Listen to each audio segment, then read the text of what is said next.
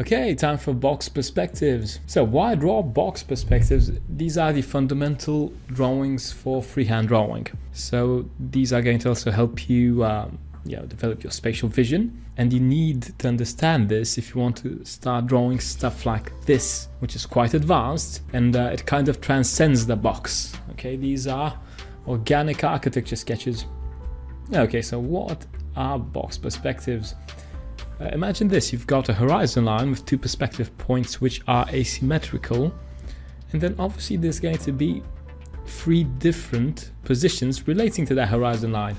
Okay, so you got three options for a box. Try to make your drawing, by the way, 30% larger than you would consider. Okay, so it fits the page. Exactly what I was talking about, 2 points on a horizon line, and these generate for us a little skeleton. Step number 1, horizon line, choose 1 point on the page, then the other one off the page, construct one of the bases, then contour the contour of that specific volume, and finish everything off with constructing the cast shadows and the hatching. Obviously you are going to see everything done for a top-down box perspective in the video starting now.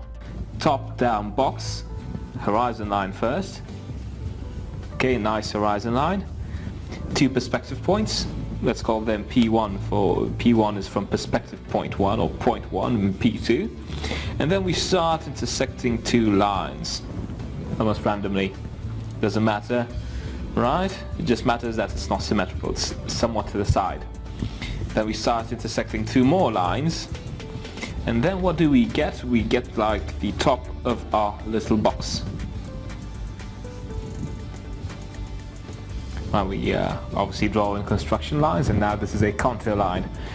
Next, let's go and start drawing the heights, and let's start measuring the height of our box. Let's say this is the height. Right, we measure it on the vertical edge, which is closest to our to the viewer, which is closest in perspective to us, right? We sort of like need to imagine that we're viewing this volume. It's crazy, right? Crazy is good. Right, so we measured, going back to the perspective points, and then we close the box like this on the back side of the perspective. Now we need to thicken these lines as well. How do you thicken a line? You just draw a couple of lines around it.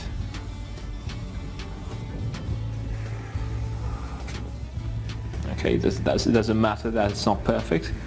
Careful not to be tempted to draw with a ruler. It's not about having a ruler, it's about or drawing with a ruler. It's about you making the mistakes you need to make. Look, I even drew a faulty line. Doesn't matter. You'll have faulty lines. You need to get past this stage as soon as possible. So we thicken these lines. Now we need to, as an optional, right? It's not extremely important to go for dashed lines in the back faces of our box.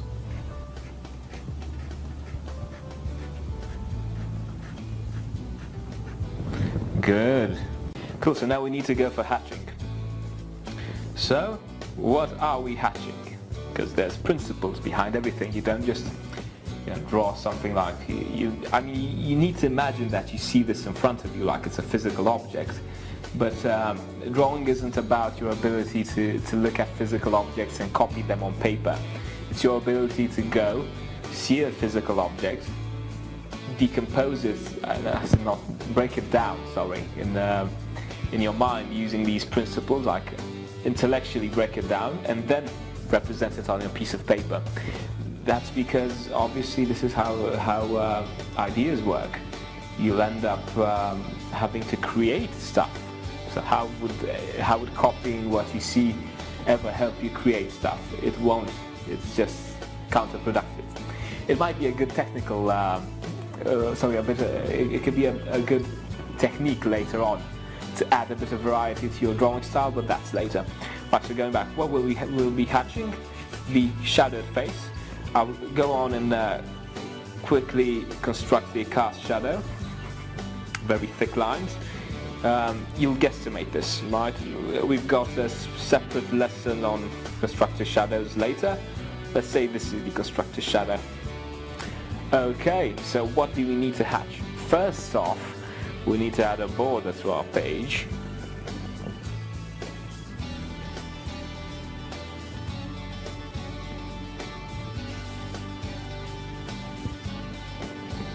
Well, we got the border. Now, two things. We need to hatch shadows, and then we need to hatch the background. So, what is this hatching? Let me just get a different piece of paper. So, hatching is composed of two techniques that work seamlessly together. On one hand, you've got cross-hatching, right? So you've got like parallel lines that you can draw like this, like little scales if you want, because it's easier, it flows better, right? You've got that, and when you reach an edge, obviously, like here, let's say,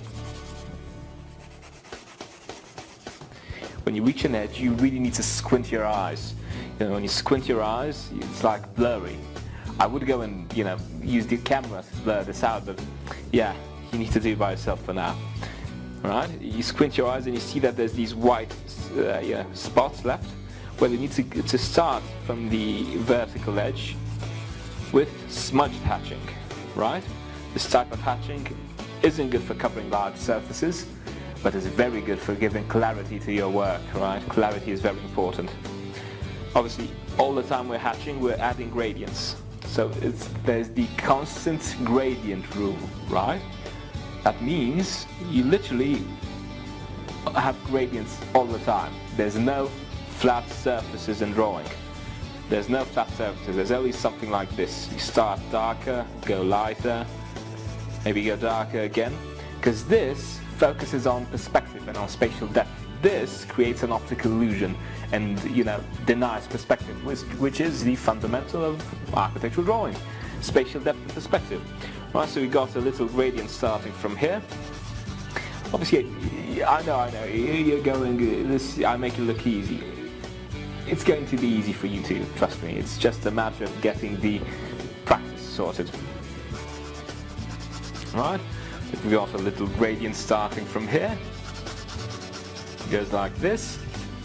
Right, but obviously we're not hatching just for the sake of hatching. Let's apply this to a proper drawing. Boom, we've got a little perspective. Let's start hatching. So let's start hatching the shadows first. There's one thing you need to remember, besides the gradient rule, which is having gradients all the time. You need to have all the 10 shades of grey, let's say.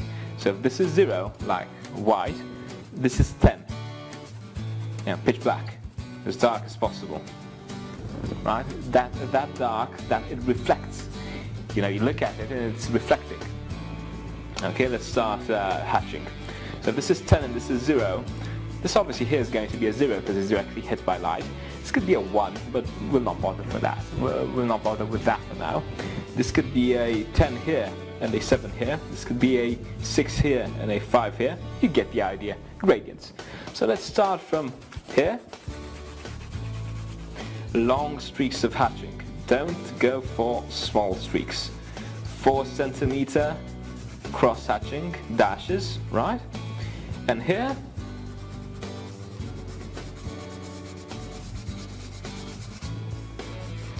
right, we'll jump from cross hatching to smudge hatching.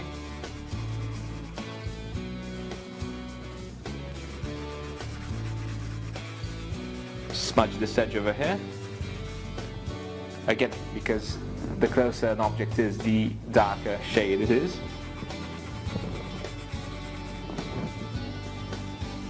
So remember, 10 shades of grey, not 50, 10.